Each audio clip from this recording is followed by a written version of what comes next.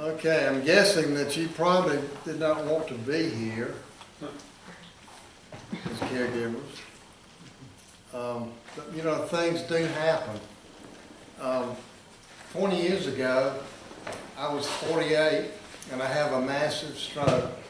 My right side was paralyzed and I could not talk, read, or write. I was practicing law and teaching at the law school, but all of a sudden, just like that, it was gone. The careers were gone. Could not talk. But by the grace of God, my God, I was able to, did not die, was not paralyzed, and was able to talk again, obviously. And so I'm able to do what I can do now. And what we're looking to do is just to help people, and we're doing a lot of that. I've got this book. Y'all may have some books, and I know there are plenty of books. This is one that I found. And in the front, in the introduction, it says, you don't choose elder care.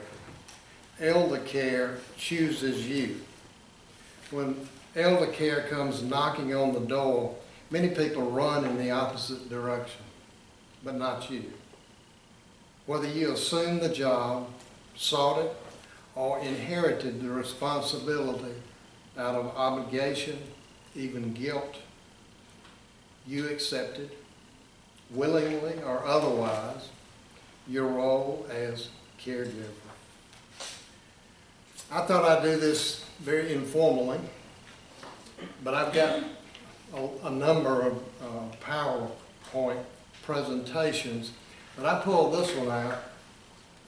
You probably won't see this, but 2 of 3 older people with disabilities receive all care from family caregivers. Another 25% receive a combination of family care and paid help. And lost income and benefits over a caregiver's lifetime is estimated from $284,000 for men and $304,000 for women. Why the women is higher than the men, but I guess they work more, possibly. At any rate, that's a lot of money. And so maybe some of the caregivers need to get paid. Now, I don't know where you all are with this caregiver situation, but and so maybe what we can do is just talk about some situations and see what where your situation is. What we do is that we deal with personal care agreements for caregivers, family personal care agreement.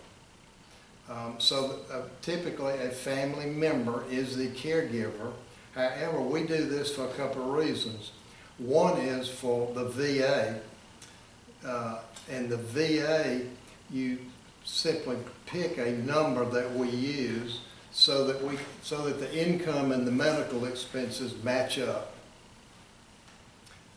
So we do that, and it's a pretty loose personal care agreement. And the VA doesn't really much care what you do with the money.